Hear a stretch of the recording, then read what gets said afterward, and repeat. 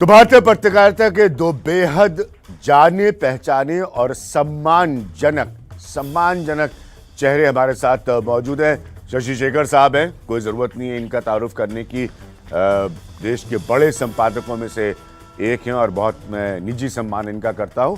और शरद प्रधान साहब हैं जो 4 दशकों से ज़्यादा उत्तर प्रदेश की राजनीति गुजरे।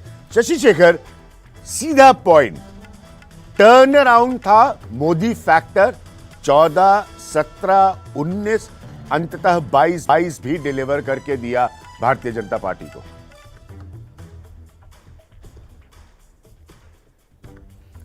बिल्कुल अभिज्ञान, लेकिन इसको समझने के लिए थोड़ा मैं आपको अतीत पे ले चलना चाहता हूँ। जी जरूर। अगर किसी भी चैंपियन, किसी भी विजेता को समझना है तो उसकी भूलों चूकों को भी ध्यान में रखना चाहिए और भूल चूकों से वो चैंपियन कैसे समझता है वो उसका लेसन समझ में आता है। आपको 2019 पे ले चलता हूँ। वो मोदी चुनाव जीते, पहले से ज्यादा सीटें लेकर आए लोकसभा में, लेकिन उसके बाद जो 3 विधानसभाओं का चुनाव हुआ, महाराष्ट्र, झारखंड, हरियाणा, तीनों में रिजल्ट खराब थे। उसके बाद के भी सारे चुनाव आप देखिए, असम के अलावा सारे के सारे ऐसे थे जो कि यूपी जैसे नहीं थे कम से कम। तो ये पश्चिम बंगाल ये कहा गया पश्चिम कि बंगाल जब मोदी फेस होते हैं तो लोग जीतते हैं, लेकिन जब प्रदेशों की बात आती है तो 5 से 10% वोट कम हो जाता है, क्योंकि लोग ये मानते हैं कि यहाँ मोदी जी आकर हुकूमत नहीं करेंगे। यही वो पॉइंट था जहाँ से मोदी ने अपनी सारी चीज़ों को एक बार एनालाइज किया और उसके बाद उन्होंने अपनी सारी स्ट्रेटजी को बदला। आज मोदी ने 4 खंभों पर अपनी इमेज को खड़ा किया है। स्ट्रॉन्ग मैसेंजर, लोक कल्याणकारी नीतियां और उनका जबरदस्त एग्जीक्यूशन, राष्ट्रवाद और ऊपर से धर्म का तड़का। इसी की वजह है कि हम मोदी से नमक हरामी नहीं करेंगे। ये बातें उत्तर प्रदेश के गांवों में लोगों ने सुनी, देखी और वोटों में तब्दील हुई। तो अगर आप शुरुआती झटकों को देखिए विधानसभा के और इन 5 स्टेट्स के फैसले देखिए तो इसके 2 अंतर्निहित बातें हैं। मैं उत्तर प्रदेश की जीत पे, योगी भी उनके पास एक स्ट्रॉन्ग चेहरा थे, लेकिन उत्तराखंड में मुख्यमंत्री हार गया, फिर भी वो 2/3 सीटें जीत गए। और गोवा और मणिपुर जहां उन्होंने सरकार नहीं बना पाए थे, जहां वो दूसरे नंबर की पार्टी थे, पिछले चुनाव में जोड़ तोड़ से सरकार बनी थी।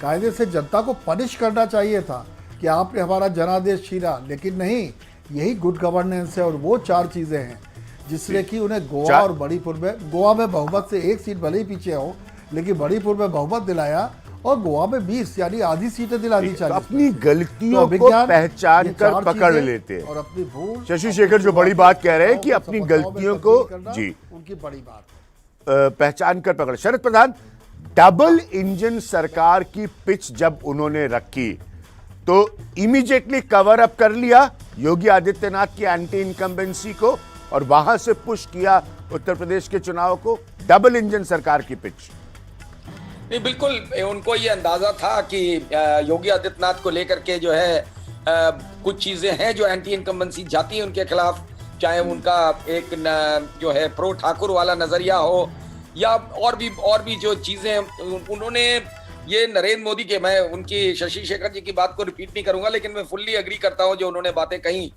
और मैं उनमें से कुछ चीजें मैं भी कहना चाह रहा था। लेकिन ये जो है नरेंद्र मोदी का इन सबके ऊपर एक ऑरा है और वो जिसे कहते हैं नरेंद्र मोदी का जादू, वो लोग समझते थे, क्योंकि पिछले जो कुछ स्टेट्स में जो भाजपा को जो है लूज करना पड़ा तो ऐसा लगता था कि उनका धीमे धीमे एक लॉ ऑफ डिमिनिशिंग रिटर्न्स जो होता है उसके तहत उनका ऑरा कम होता जा रहा है और नरेंद्र मोदी का जादू कम हो रहा है।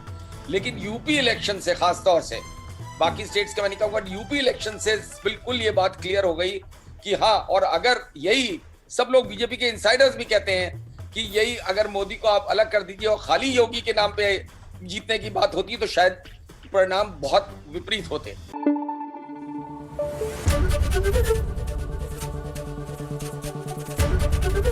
एबीपी न्यूज आपको रखे आगे।